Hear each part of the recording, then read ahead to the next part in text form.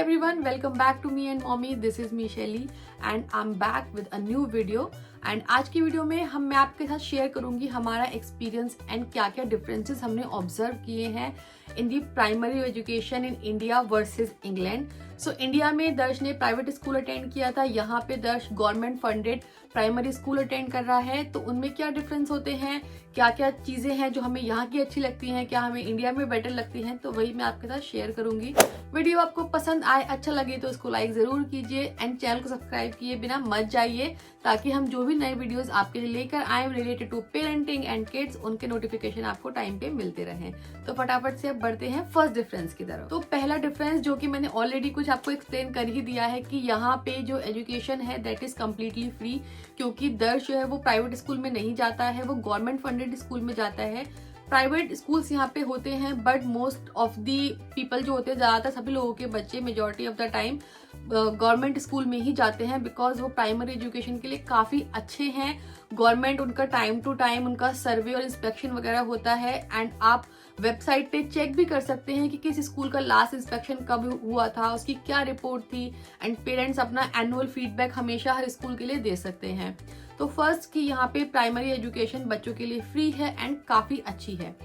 On the second hand India में आपको पता है कि गवर्नमेंट एजुकेशन का क्या हाल है. If somebody can afford they always prefer कि जो बच्चे हैं वो प्राइवेट स्कूल में ही जाएं, गवर्नमेंट स्कूल में ना जाएं. तो वो काफी ज्यादा एक्सपेंसिव है आज के टाइम में. तो I can relate with my son की दर्ज की जो हम फीस देते थे नर्सरी क्लास की वर्सेस यहाँ पे एजुकेशन जो है वो कम्प्लीटली फ्री है. Second difference is the age. So age हालांकि इंडिया में अभी रिसेंटली चेंज हुई है, बट वहाँ पे यूजुअली 3 साल के बाद बच्चे स्कूल जाना स्टार्ट कर देते हैं. यहाँ पे जो फॉर्मल एजुकेशन की जो एज है दैट इज 5. तो यहाँ पे क्लासेस स्टार्ट होती है रिसेप्शन से, जो कि फर्स्ट क्लास से जस्ट पहले वाली क्लास है जहाँ पे बच्चे के बेसिक्स के लिए उसको प्रिपेयर किया जाता है. और उसकी जो मिनिमम एज है वो 5 है. आपका बच्चा अगर या तो उस साल में 5 साल का होने वाला होना चाहिए या ऑलरेडी 5 साल का हो चुका हो, तभी आप रिसेप्शन में या स्कूल में प्राइमरी स्कूल में एडमिशन ले सकते हैं. सेकेंड डिफरेंस जो कि आई एम वेरी हैप्पी, हालांकि इंडिया में भी काफी जगह पे चेंज हो रहा है, बट यहाँ पे no homework, no books, no stationery, nothing. India में जिस स्कूल में दर्ज था वहाँ पे भी नो होमवर्क पॉलिसी थी, बट उसके लिए आपको जो भी बच्चा स्कूल में जो भी स्टेशनरी यूज करेगा, जो भी राइटिंग रीडिंग मटेरियल जो भी यूज करेगा, वो हमें परचेज करके स्कूल से परचेज करके स्कूल में ही सबमिट करना होता था. तो बच्चा उन्हीं चीजों को यूज करता था. बट यहाँ पे ऐसा कुछ भी नहीं है. यहाँ पे बच्चे के लिए आपको कुछ नहीं खरीदना है, सिर्फ और सिर्फ यूनिफॉर्म आपको लेनी है बच्चे के लिए. और यूनिफॉर्म के अलावा सब कुछ जो है स्कूल में बच्चे के पास होता है. ना कोई कलरिंग का कोई भी आइटम, ना कोई स्टेशनरी, ना कोई बुक, ना कुछ. और जो बच्चे को होमवर्क के नाम पे यूजुअली एक बुक मिलती है जो बच्चे को डेली रीड करके लेके जानी होती है, और एक छोटी सी डायरी होती है जिसमें आप ये रिकॉर्ड करते हैं कि बच्चे ने क्या रीडिंग करी है या नहीं करी है, ताकि टीचर्स को पता रहे कि बच्चा जो बुक लेकर गया था वो उन्होंने रात को रीड करी है या नहीं. तो होमवर्क के नाम पे यहाँ पे सिर्फ एक रीडिंग की बुक मिलती है, वो भी बच्चे के लेवल के हिसाब से मिलती है, क्योंकि स्कूल में बच्चों को ये जज किया जाता है कि वो कितने लेवल की रीडिंग कर सकते हैं. तो आपको भी एक आइडिया लगता है कि जब आप बच्चे के साथ रीड करते हैं कि उनकी वोकैबुलरी कितनी कॉम्प्लिकेटेड है या कितनी ईजी है बच्चे की एज के हिसाब से.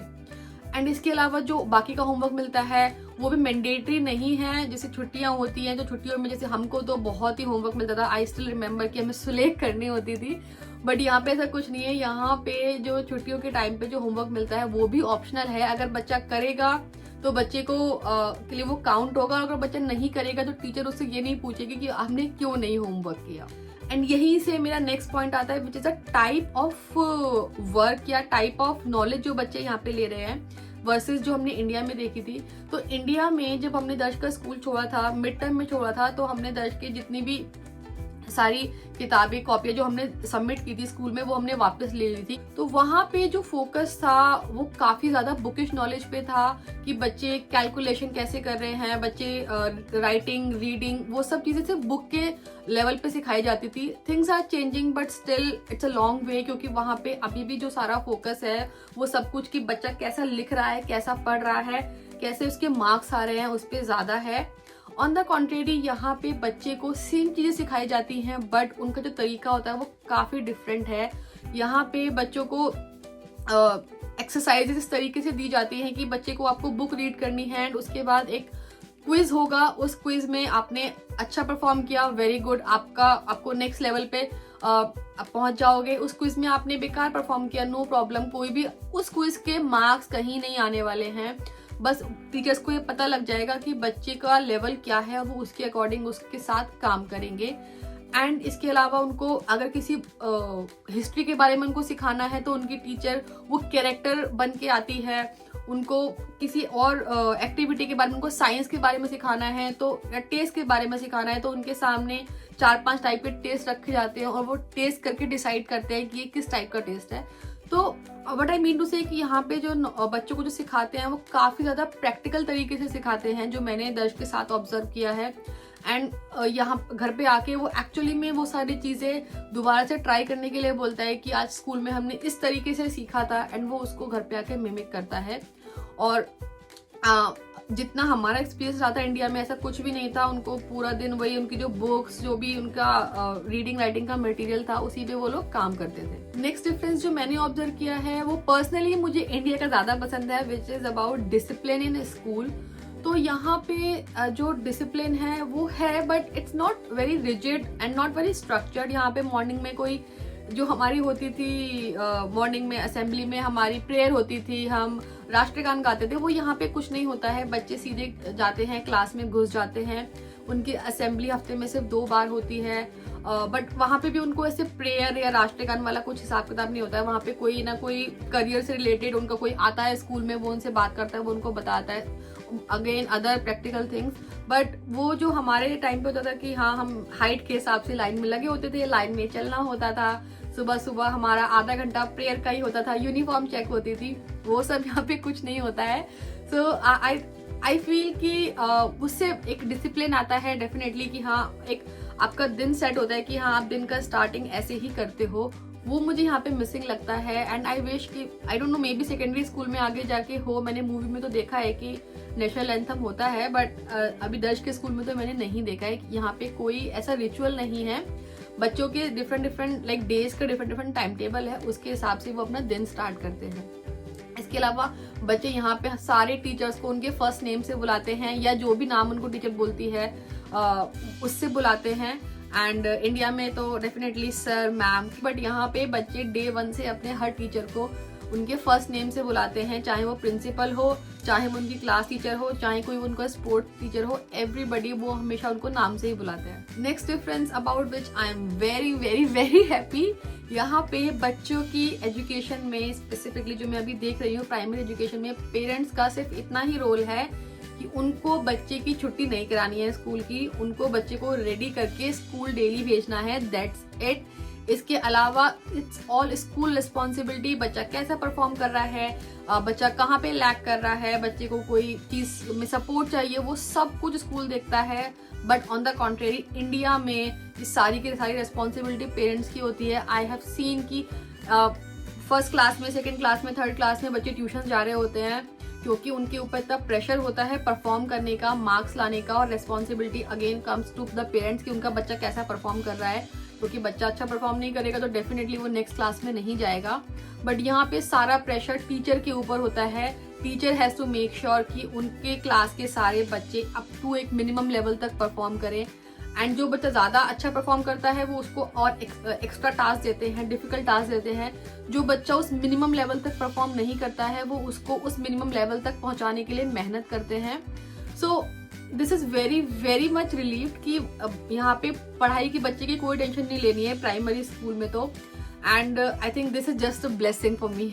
नेक्स्ट डिफरेंस जो मैंने सुना है, बट दर्ज का कोई एग्जाम हुआ नहीं था तो आई डोंट नो कि क्या चेंज हुआ है, बट मैं अपनी सिस्टर से बात करती हूँ तो एवरी मंथ कोई ना कोई टेस्ट चल ही रहा होता है। वो भी टीचर है तो कभी उसके बच्चों के टेस्ट चल रहे होते हैं, कभी उसके स्टूडेंट्स के टेस्ट चल रहे होते हैं। बट यहाँ पे ऐसा कुछ नहीं होता है टेस्ट के नाम पे। आई रिमेम्बर कि एक एनुअल एक रिव्यू होता है ओरल, जिसमें बच्चों को टीचर्स ही प्रैक्टिस कराते हैं। आप मुझे तो सिलेबस भी नहीं पता था उसका, जो लास्ट ईयर उनका रिव्यू था कि सिलेबस क्या है। टीचर्स ही प्रैक्टिस कराते हैं, टीचर्स ही उनके मॉक टेस्ट लेते हैं। And they are very easy कि बच्चों को ऑलरेडी पता होता है कि वो क्या होने वाला है। एक तरीके से उनकी प्रिपरेशन बहुत अच्छी हो चुकी होती है। एंड ओरल रिव्यूज होते हैं, बट उसमें भी ऐसा नहीं होता है कि अगर बच्चा फेल हो जाएगा तो वो क्लास में आगे नहीं जाएगा।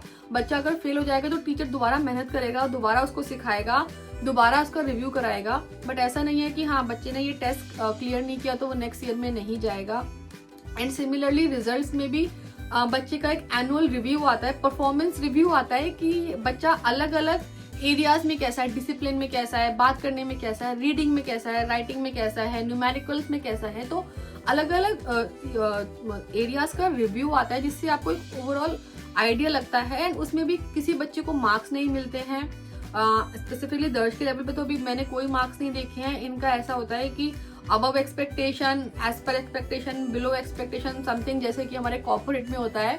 बट इंडिया में इतना प्रेशर रहता है कि अच्छा कितने परसेंटेज मार्क्स आए बच्चे के, उसके इतने परसेंटेज आए, मेरे बच्चे के इतने परसेंटेज आए, वो सारी टेंशन यहाँ पे नहीं है। क्योंकि यहाँ पे टीचर्स का जो टारगेट रहता है कि सारे बच्चे एज पर एक्सपेक्टेशन आए। And majority of the areas में वो यही ट्राई करते हैं। अटेंडेंस, डिसिप्लिन, यूनिफॉर्म, ये सब भी उसमें काउंट होता है और इसी के बेस पे बच्चे को फीडबैक भी मिलता है कि बच्चे को नेक्स्ट ईयर किन चीज़ों पे ज़्यादा काम करने की ज़रूरत है। बट आपको ये टेंशन नहीं रहती कि मेरा बच्चा फेल हो गया तो नेक्स्ट क्लास में नहीं जाएगा। Now last and one major difference जो एज एन इंडियन हमारे लिए बहुत बड़ा है कि अगर दर्ज इंडियन स्कूल में जब पढ़ रहा था या जब अगर पढ़ता तो सारे इंडियन फेस्टिवल सेलिब्रेट होते, उसको आइडिया लगता कि किस फेस्टिवल पे क्या होता है, कैसे करते हैं, कैसे उसको सेलिब्रेट करते हैं। बट यहाँ पे उसे सिर्फ इंग्लिश फेस्टिवल्स के बारे में पता है, इंडियन फेस्टिवल के बारे में हमें उसे सिखाना पड़ता है, हमें उसे बताना पड़ता है। एंड कितनी बार उसकी छुट्टी भी नहीं होती है उस दिन, तो वो स्कूल से आके हम सेलिब्रेट करते हैं। तो ये एक बहुत बड़ा डिफरेंस है जहाँ पे दर्श अपने आप अगर इंडियन स्कूल में होता तो उन सब चीज़ों के बारे में सीखता, पढ़ता, टीचर्स उसको बताते। बट यहाँ पे वहाँ उस एरिया में हमें थोड़ी सी मेहनत करनी पड़ती है कि जब भी कोई फेस्टिवल आता है इंडियन फेस्टिवल तो हमें उसको पूरा बताना होता है। हम इट्स आवर रेस्पॉन्सिबिलिटी कि हाँ वो अपने कल्चर के बारे में जाने, क्योंकि स्कूल में वो सिर्फ और सिर्फ जो ब्रिटिश कल्चर है या ब्रिटिश फेस्टिवल्स हैं वही मेजरली वो सेलिब्रेट करते हैं। So all in all in terms of kids creativity, kids learning, उनके फ्रीडम डेफिनेटली यहाँ के जो इंग्लैंड के स्कूल हैं उसमें ज़्यादा है।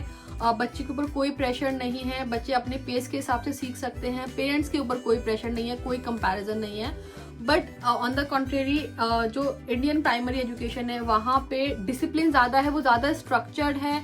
बच्चे के स्किल्स डेफिनेटली वहाँ पे इन टर्म्स ऑफ उसकी लर्निंग का फोकस वहाँ पे ज़्यादा है। बट इतने छोटे छोटे बच्चे हैं, प्राइमरी एजुकेशन के हिसाब से प्रेशर डेफिनेटली ज़्यादा होता है। पेरेंट्स की जो कॉम्पिटिटिवनेस है वो ज़्यादा होती है जो बच्चों के ऊपर प्रेशर बन के आती है। एंड टीचर का जो रोल है वो कम होता है, पेरेंट्स का रोल ज़्यादा होता है। So I am all in all happy कि प्राइमरी एजुकेशन में दर्श हैज़ दैट फ्रीडम कि वो जिस तरीके से सीखना चाहे, जिस पेस से सीखना चाहे वो कर सकता है। So let me know in the comment कि आपको कौन सा एजुकेशन सिस्टम से आप ज़्यादा रिलेट करते हैं, किस एजुकेशन सिस्टम को आपको लगता है कि जो ये 3 साल से लेके 11 साल तक के बच्चों के लिए बेस्ट है। एंड इसके अलावा अगर कोई ऐसा टॉपिक है रिलेटेड टू इंग्लैंड और पेरेंटिंग जिसके बारे में आप जानना चाहते हैं हमसे, तो कमेंट करके ज़रूर बताइए। आज का वीडियो कैसा लगा वो भी ज़रूर बताइए एंड चैनल को सब्सक्राइब करना मत भूलिए। Thank you for watching today's video.